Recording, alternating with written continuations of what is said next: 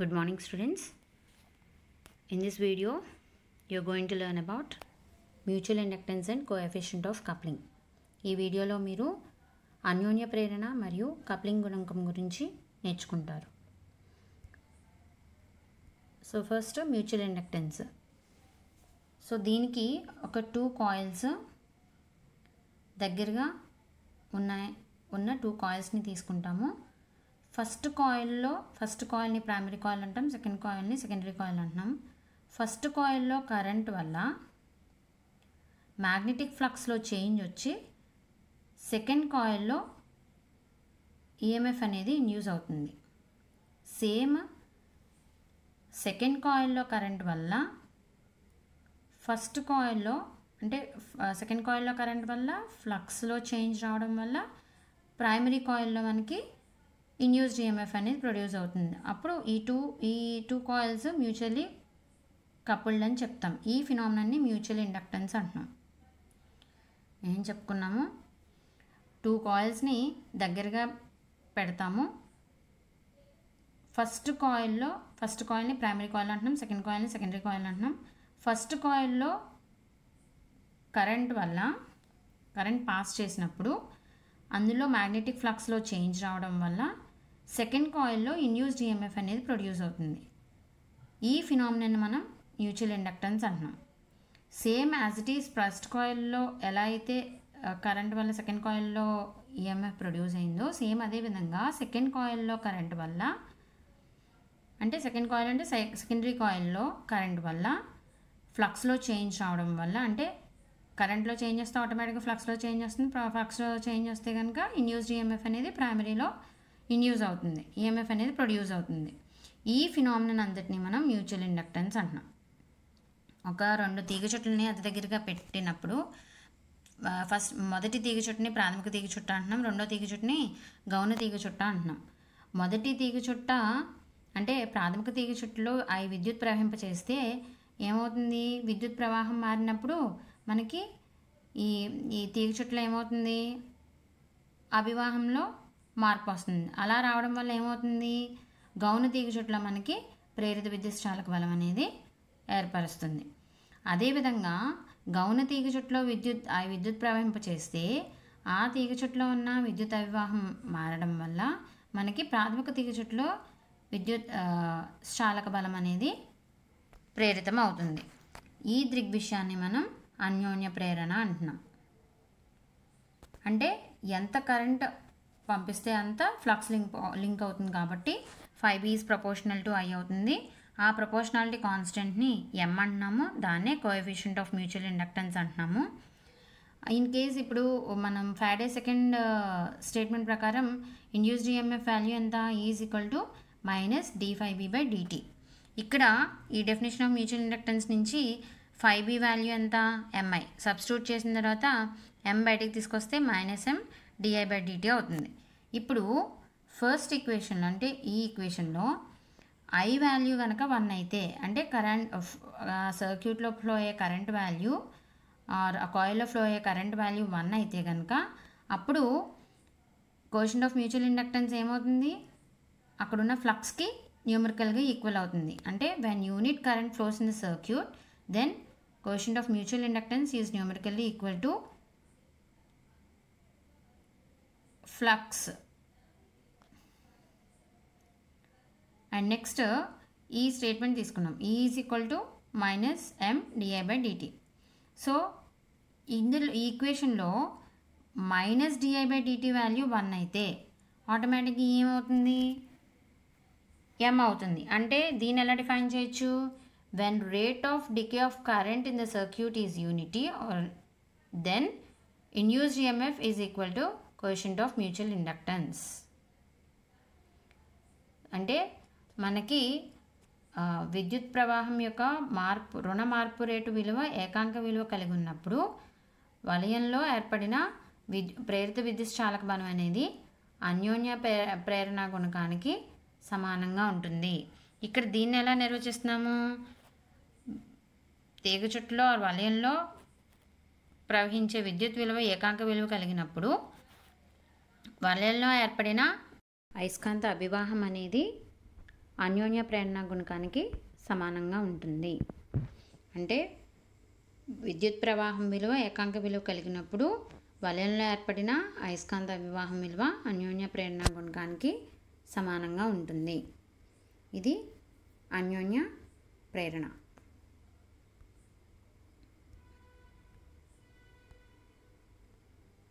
Next coefficient of coupling. దాన్నే coupling గుణకము లేదా యుగ్మత గుణకము అంటాం. సో దీంట్లో మెయిన్ ఏం చేస్తున్నాము అంటే ఈ కోఎఫిషియంట్ ఆఫ్ కప్లింగ్ 2 కాయిల్స్ మధ్యన ఉన్న మ్యూచువల్ ఇండక్టెన్స్ని సెల్ఫ్ ఇండక్టెన్స్లో ఎక్స్ప్రెస్ చేస్తాం. 2 కాయిల్స్ మధ్యన ఉన్న అన్యోన్య ప్రేరణని స్వయం ప్రేరణలో తెలియజేస్తాం. సో దానికి 2 కాయిల్స్ తీసుకుంటున్నాము, దగ్గరగా పెడుతున్నాము. ఫస్ట్ కాయిల్లో I1 కరెంట్ ఫ్లో అవుతుంది అనుకుంటున్నాము. దాంట్లో 2 కాయిల్స్ తీసుకుంటున్నాం,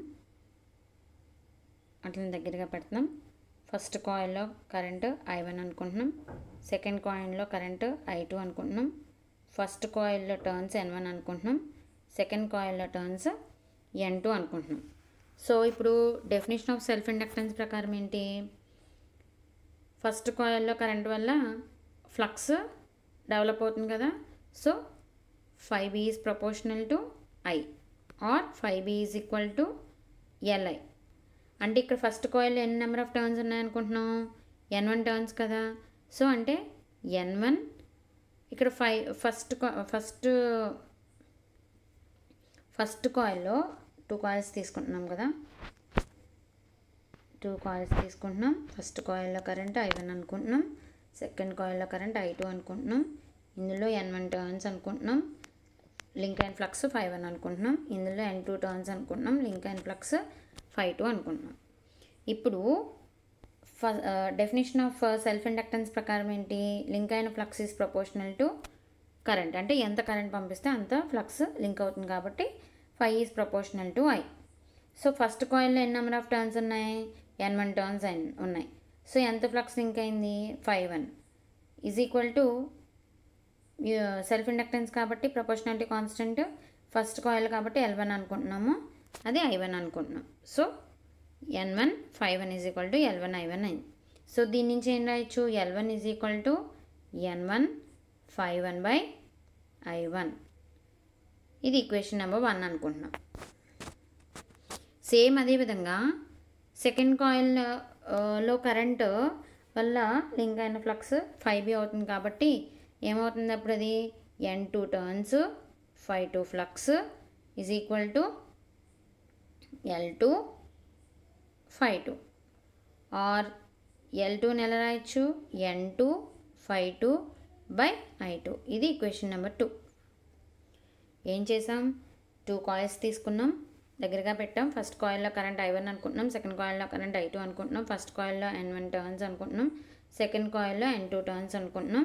ఫస్ట్ కాయిల్లో ఫ్లక్స్ 5 అనుకుంటున్నాం. సెకండ్ కాయిల్లో ఫ్లక్స్ 5 అనుకుంటున్నాం. సెకండ్ కాయిల్లో ఫ్లక్స్ 5 అనుకుంటున్నాం.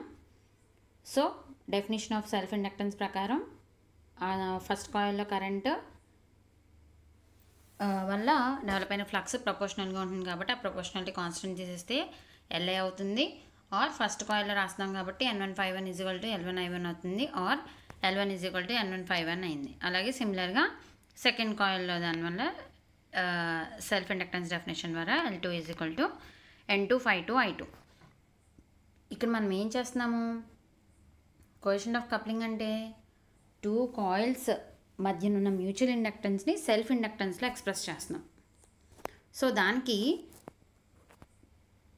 ఫస్ట్ కాయిల్లో కరెంట్ వల్ల సెకండ్ కాయిల్లో లింక్ అయిన ఫ్లక్స్ ఎంత అనుకుంటున్నామంటే 521 అనుకుంటున్నాం. ఫస్ట్ కాయిల్లో కరెంట్ I1 ఫ్లో అవుతుంది కదా. సో దానివల్ల సెకండ్ కాయిల్లో లింక్ అయిన ఫ్లక్స్ ఫస్ట్ కాయిల్ వల్ల కదా లింక్ అయింది, సెకండ్ కాయిల్లో కదా లింక్ అయింది, అందుకని 521 అనుకుంటున్నాం. కానీ సెకండ్ కాయిల్లో ఎన్ని నెంబర్ ఆఫ్ టర్న్స్ ఉన్నాయి? N2 టర్న్స్ ఉన్నాయి. సో టోటల్ ఫ్లక్స్ ఏమవుతుంది? N2 521 అయింది. సో ఫస్ట్ కాయిల్లో కరెంట్ వల్ల సెకండ్ కాయిల్లో మ్యూచువల్ ఇండక్టెన్స్ ఎంత అనుకుంటున్నాము? M21 అనుకుంటున్నాం. ఫస్ట్ కాయిల్లో కరెంట్ వల్ల సెకండ్ కాయిల్లో మ్యూచువల్ ఇండక్టెన్స్ M21 అనుకుంటున్నాం.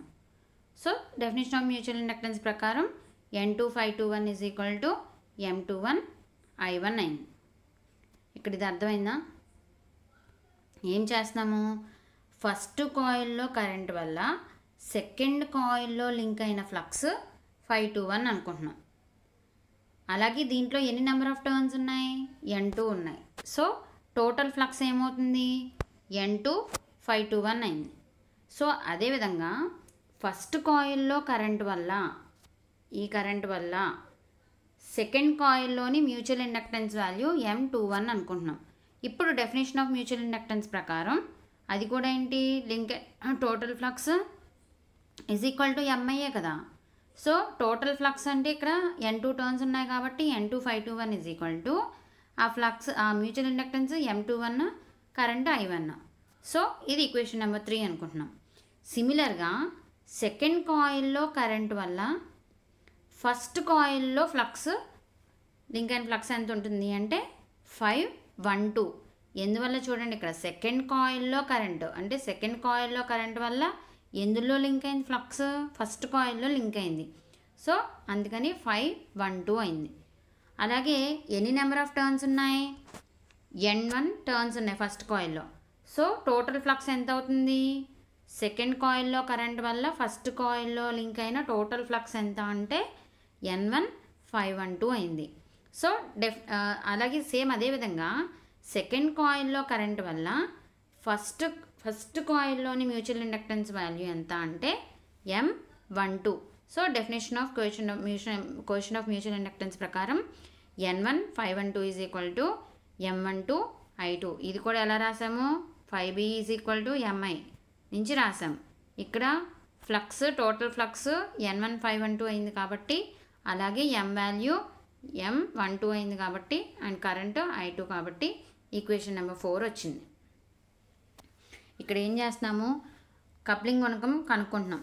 సో కప్లింగ్ గుణకం అంటే ఏంటి? రెండు తీగ చుట్ల మధ్యన ఉన్న అన్యోన్య ప్రేరణను స్వయం ప్రేరణలో తెలియజేస్తాం. సో దానికి ఏం చేస్తున్నాము? రెండు తీగ చుట్లు తీసుకుంటున్నాము. మొదటి తీగ చుట్లో విద్యుత్ ప్రవాహం I1 అనుకుంటున్నాము. దాంట్లో N1 చుట్లు ఉన్నాయి అనుకుంటున్నాము. అలాగే అక్కడ ఉన్న అభివాహం విలువ 5N అనుకుంటున్నాము. అలాగే రెండో తీగ చుట్లో విద్యుత్ ప్రవాహం I2 అనుకుంటున్నాము. చుట్ల సంఖ్య N2 అనుకుంటున్నాము. అలాగే అభివాహం 5 అనుకుంటున్నాం. ఇప్పుడు స్వయం ప్రేరణ నిర్వచనం ప్రకారం ఎంత విద్యుత్ ప్రవహింపజేస్తే అంత అభివాహం ఏర్పడుతుంది కాబట్టి అనులోమాన స్థిరాంకాన్ని Φ ఈజ్ ఈక్వల్ టు LI అనుకుంటున్నాం కదా. దాని నుంచి N1 చుట్లు ఉన్నాయి కాబట్టి మొదటి తీగ చుట్లో N1 5N is equal to L1 I1 అయింది. దాని నుంచి స్వయం ప్రేరణ గుణకం L1 is equal to N1 5N/I1 అయింది. ఇది ఈక్వేషన్ 1. ఇప్పుడు అదేవిధంగా I2 ఈ తీగ చుట్టుని తీసుకుంటున్నాం. రెండో తీగ చుట్టుని తీసుకుంటున్నాం.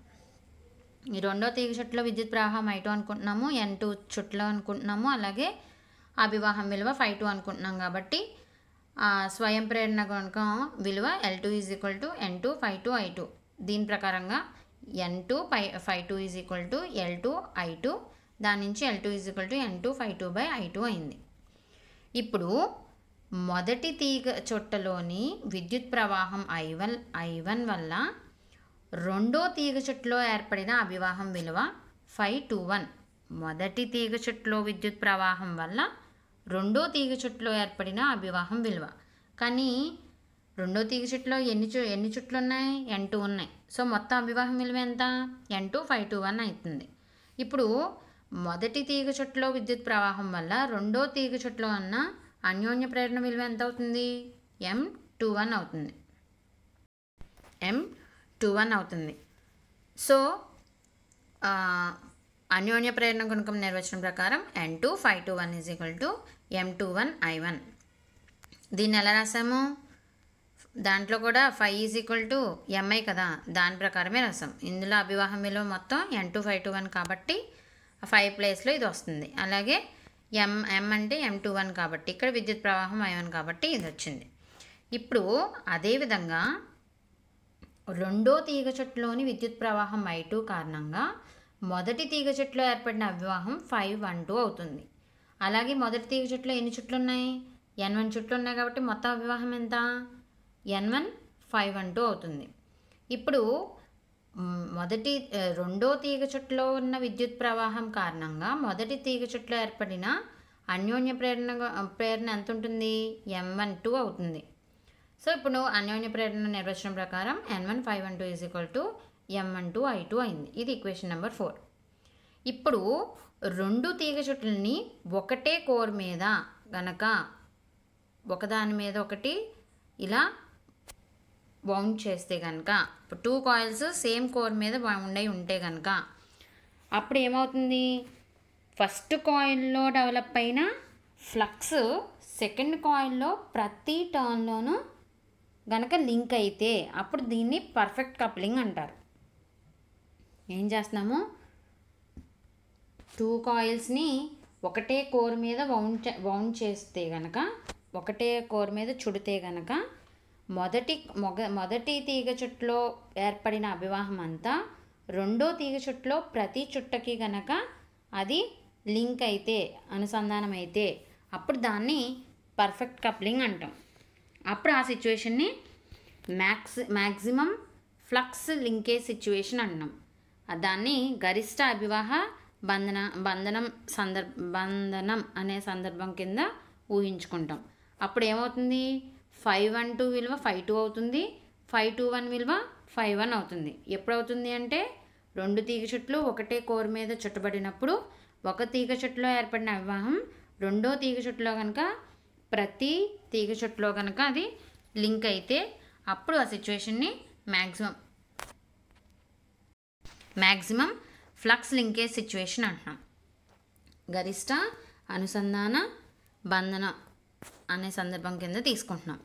అప్పుడు ఏమవుతుంది అంటే 512 విలువ 5.2 అవుతుంది, 5.21 విలువ 5.1 అవుతుంది. M12 అనేది M21 అనేది రెండు ఏమవుతాయి? M గరిష్టం కింద తీసుకుంటున్నాం. అంటే ఇప్పుడు ఏం చేస్తున్నాము? ఈ ఈక్వేషన్ నెంబర్ 5 ఈక్వేషన్ నెంబర్ 6ని తీసుకెళ్ళి 3లోను 4లోను సబ్స్టిట్యూట్ చేస్తున్నాం. ఏమవుతుంది అంటే ఇక్కడ 3లో అంటే N2 5.21 అంటే N2 అలాగే ఉంటుంది. 5.21 అంటే ఏం రాసుకుంటున్నాము? 5.1 రాస్తున్నాం. సో N2 5.1 అయింది. ఇక్కడ ఏంటి? M21 అంటే ఏంటి? M maximum I1. So equation 3 ఎలా మారింది? N2 5.1 M maximum × I1. ఇది ఈక్వేషన్ నెంబర్ 7. ఇప్పుడు ఈక్వేషన్ నెంబర్ 4 ఎలా మారుతుంది? N1 అలాగే ఉంటుంది. 512 అంటే ఏమనుకుంటున్నాము? 5.2 అయింది. M12 అంటే M maximum × I2. So equation number 7 equation number 8 అనుకుంటున్నాం. ఇప్పుడు ఆ 7 × 8 చేస్తున్నాం. 7 × 8 చేసినప్పుడు ఏమవుతుంది? M maximum × M maximum square అవుతుంది. అలాగే పక్కన I1 I2 ఉంటున్నాయి కాబట్టి ఆ రెండు ఉంటాయి. అలాగే ఇటు పక్కన N1 N2 5.1 5.2 అవుతుంది. ఇప్పుడు రెండింటిని మల్టిప్లై చేస్తున్నాం. ఇప్పుడు ఈ రెండింటిని మల్టిప్లై చేస్తున్నాం. ఏమవుతుంది ఇక్కడ? N1 N2 5.1 5.2 M² maximum I1 I2. So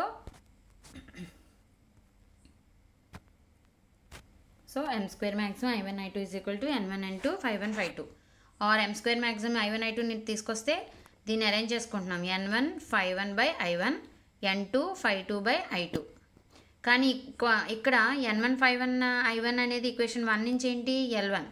అలాగే N2 5.2/I2 అంటే ఈక్వేషన్ 2 నుంచి ఏంటి? L2. సో అంటే M² maximum L1 L2 or M maximum √L1 L2. So ఈ సిచ్యువేషన్ ఎప్పుడు ఫుల్ఫిల్ అవుతుంది అంటే ఫస్ట్ కాయిల్లో ఒక కాయిల్లో లింక్ అయిన ఫ్లక్స్ అంతా రెండో కాయిల్లో కంప్లీట్గా లింక్ అయితే కనుక ఈ కండిషన్ ఫుల్ఫిల్ అవుతుంది. కానీ జనరల్గా ఏంటి, ఓన్లీ ఒక కాయిల్లో లింక్ అయిన ఫ్లక్స్ ఓన్లీ ఫ్రాక్షనల్ పార్ట్ మాత్రమే సెకండ్ కాయిల్లో లింక్ అవుతుంది కాబట్టి జనరల్గా ఈ సిచ్యువేషన్ ఉండదు. సో అప్పుడు మ్యూచువల్ ఇండక్టెన్స్ని ఎలా ఎక్స్ప్రెస్ చేస్తాము అంటే M = K × √L1L2 ఆర్ కేనే కోఎఫిషియంట్ ఆఫ్ కప్లింగ్ అంటున్నాము, లేదంటే కప్లింగ్ గుణకము అంటాం. ఇప్పుడు దీని వాల్యూ K వాల్యూ అనేది 0 నుంచి 1 వరకు వేరీ అవుతుంది. అండ్ ఆ వాల్యూ అనేది దాని యొక్క జామెట్రికల్ షేప్, అంటే 2 కాయిల్స్ యొక్క జామెట్రికల్ షేపు మరియు వాటి యొక్క రిలేటివ్ పొజిషన్స్ బట్టి డిపెండ్ అయి ఉంటుంది. అంటే తీగ చెట్ల యొక్క పరిమాణం, ఆకారం మరియు సాపేక్ష స్థానాల మీద ఈ K విలువ అనేది ఆధారపడి ఉంటుంది. అండ్ K = 1 అయినప్పుడు అప్పుడున్న కప్లింగ్ మనం టైట్ కప్లింగ్ అంటాం. కప్లింగ్ని సన్నిహితంగా ఉంది అంటాం. అలాగే K = 0 అయినప్పుడు ఎటువంటి కప్లింగ్ ఉండదు. అలాగే థర్డ్ కేస్ ఏంటి అంటే K అనేది >0, అలాగే K <1 అయినప్పుడు ఆ సిచ్యువేషన్ని ఆప్టిమమ్ కప్లింగ్ అంటాం. అంటే బలహీనంగా లేదా వదులుగా ఉంది కప్లింగ్ అని అంటాం. ఇది కోఎఫిషియంట్ ఆఫ్ కప్లింగ్.